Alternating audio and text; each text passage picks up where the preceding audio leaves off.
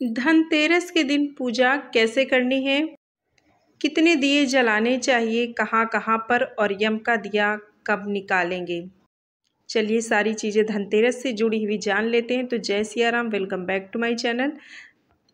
धनतेरस के दिन खरीदारी का विशेष महत्व है, जिसमें कि आप जो भी दिन में खरीदारी करते हैं शाम को पूजा की जाती है। तो शाम के समय में आपको पूजा के लिए एक सारी चीज़ों को, घर को पहले से ही साफ़ सुथरा रखना, खुद भी स्वच्छ होकर साफ वस्त्र पहने और जगह को साफ कर एक चौकी लगा ले।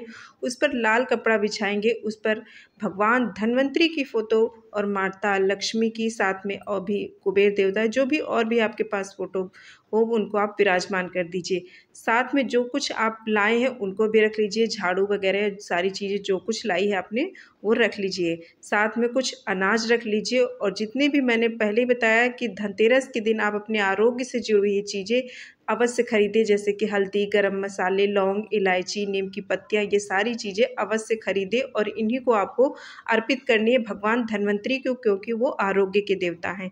साथ में धूप, दीप इत्यादि जितने भी पूजा से जी, कुमकुम, हल्दी, अक्षत, फूल, माला, भोग, मिठाई, खील, बतासे इत्यादि ये सारी चीज़ें रख लीजिए और बैठ जाइए। और जैसे आप पूजा करते हैं शुरुआत गंगा जल से कीजिए, उसके बाद कुमकुम लगाइए, रोली, अक्षत, पुष्प, माला पहनाइए, उसके बाद धूप दीप लगाइए और भगवान को भोग लगाइए। आप उनको जितनी भी चीज़ें लाए हैं उन सभी को आप प्रार्थना करके अर्पित कीजिए। माता लक्ष्मी को कौड़ी वगैरह जो कुछ लाएं, भगवान धन्वंतरी को आप नीम की पत्तियाँ और जितने भी मसाले सारी चीज़ें अर्पित कीजिए, प्रार्थना करें, साथ अनाज भी अर्पित करें, उसके साथ ही झाड़ू और इन सभी की चीज़ों की आप पूजा करें।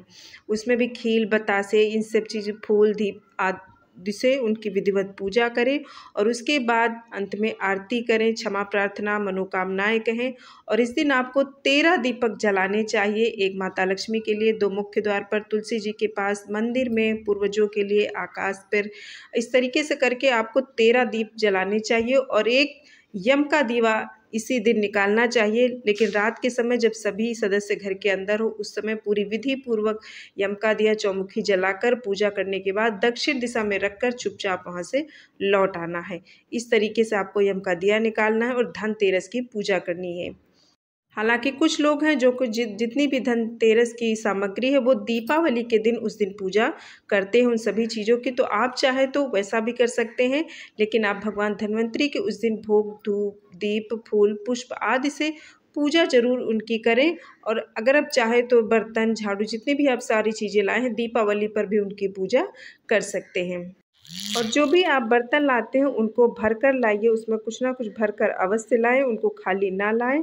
और जैसे कि मैंने बताया है, आरोग्य से जुड़ी हुई चीज़ें उन्हें धनतेरस के दिन ही समर्पित करें, जैसे कि एलोवेरा हुआ, नीम के पत्ते हुए, अक्खा पूरा मसाला हुआ, लौंग, इलायची, दालचीनी, चक्रफूल, काली मिर्च, हल्दी, ये सब। तो इस तरीके से आप धनतेरस पर विधि पूर्वक पूजा करें।